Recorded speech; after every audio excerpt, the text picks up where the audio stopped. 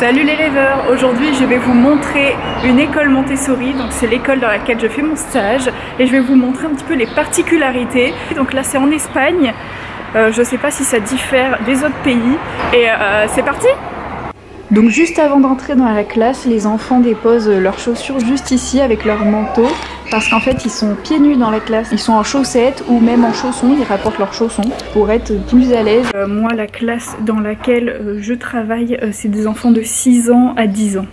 Ils sont tous niveaux mélangés. Alors les enfants ils ont tous un endroit comme ça, un casier avec une boîte pour mettre toutes leurs affaires, leurs cahiers et leurs pochettes, tous leurs travaux en fait.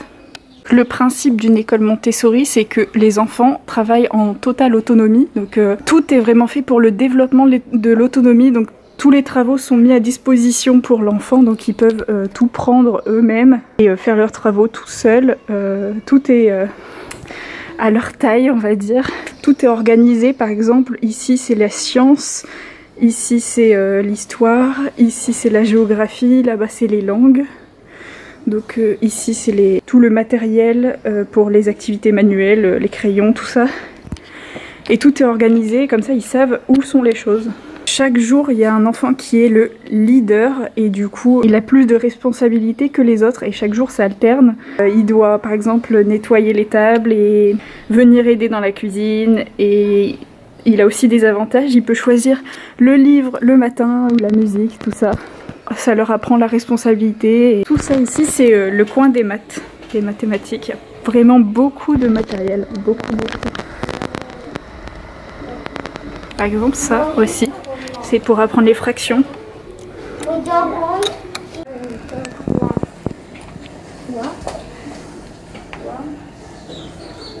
Donc ils ont vraiment beaucoup de matériel. Par exemple, c'est pour les divisions. Et je trouve ça génial. Au début, c'est compliqué d'expliquer les divisions à un enfant. Et par exemple, on met les pions comme ça. On a un chiffre, par exemple 10 divisé par 3. Et du coup, il doit prendre 10 boules et les partager entre les pions. Et je trouve ça génial. Et après, il doit compter combien de boules il y a par pion. Par exemple, bon, là, il sait qu'il en reste une et qu'il ne peut pas la diviser. Et du coup, c'est 3 le résultat. C'est génial. Moi j'aurais bien aimé apprendre les divisions comme ça.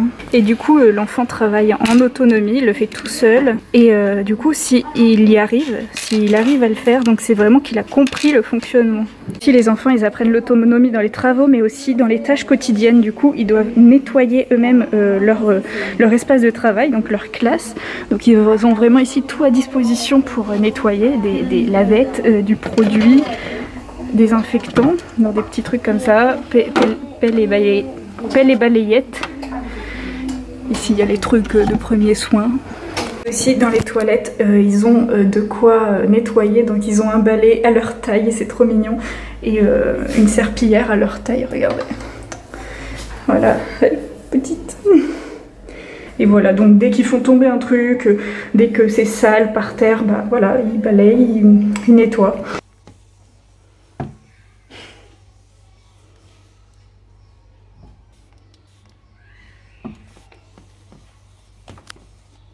L'une des particularités aussi d'une école Montessori, c'est que c'est une école bilingue, donc les professeurs parlent aux enfants au maximum en anglais et la plupart des travaux ici sont en anglais aussi. Donc ça leur permet d'être plongés dès le plus jeune âge dans l'anglais et comme ça ils apprennent plus facilement la langue. Et peut-être qu'après ils seront bilingues. Là en tout cas ils comprennent très bien l'anglais quand on leur demande des trucs en anglais. Ils le savent très bien.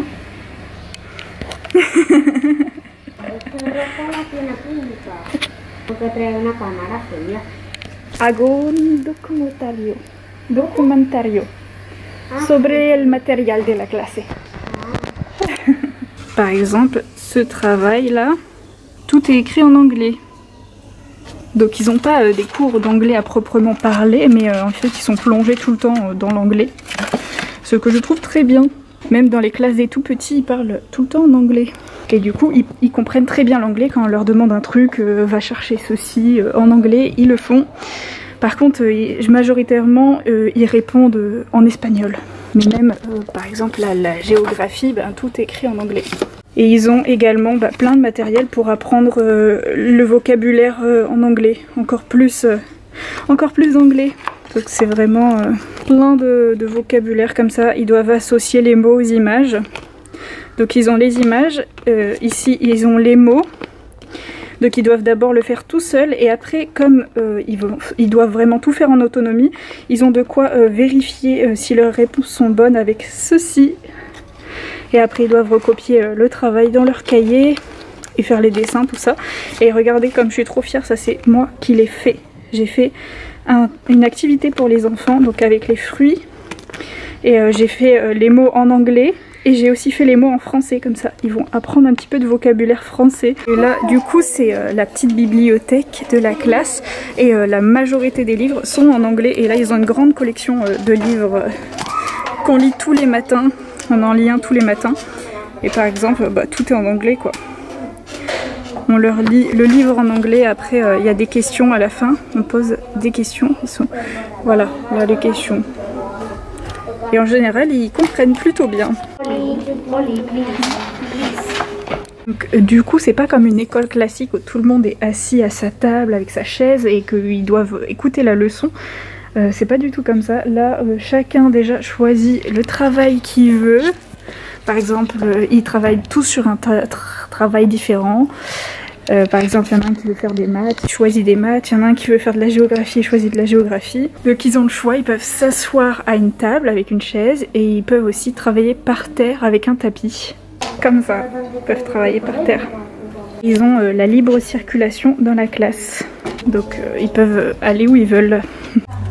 Donc aussi normalement les enfants ils ont une panière de fruits à disposition toute la journée, donc ils peuvent prendre un fruit quand ils veulent. Et bon là normalement il est pas ici, mais là il est au frigo parce qu'il fait très chaud.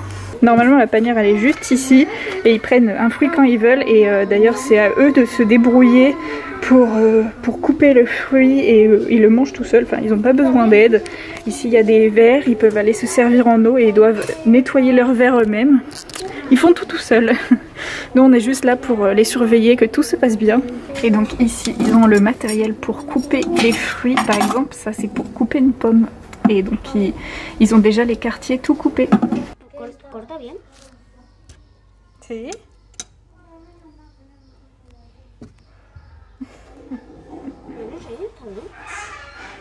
Hello, je suis en train de faire le montage et je me rends compte que j'ai oublié de vous dire deux trucs. Donc c'est que des fois la professeure elle donne quand même des présentations aux enfants plutôt courtes pour qu'ils puissent se concentrer et après ils retournent travailler. Et la deuxième chose c'est que chaque matin ils font quelques minutes de méditation, donc ils se mettent tous en cercle en position de méditation et avec une musique de méditation et voilà, ils doivent fermer les yeux et pour les calmer un petit peu et les mettre en condition de travail.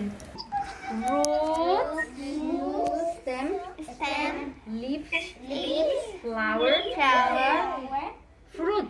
Y nos falta semillas. ¿Quién me la quiere decir en inglés? Et du coup, les enfants mangent dans leur salle de classe.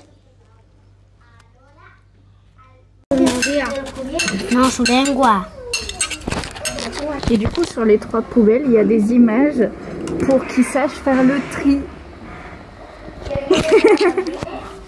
Donc le papier carton, le plastique et les déchets ménagers. Et du coup quand ils ont fini de manger, ils doivent débarrasser leurs assiettes et les mettre ici. Et leurs couverts aussi. Gracias. Et voilà, je suis rentrée. Donc vous avez pu voir comment ça se passe une école Montessori. Je ne sais pas si c'est pareil dans toutes les écoles Montessori, mais là c'est vraiment une école Montessori à Séville en Espagne. D'ailleurs c'est la seule école Montessori de toute la ville. Donc si vous avez des questions sur le système Montessori, n'hésitez pas à les poser en commentaire. Je me ferai un plaisir d'y répondre. Moi si vous avez aimé la vidéo, mettez des petits pouces bleus et abonnez-vous. Et on se retrouve bientôt pour une prochaine vidéo.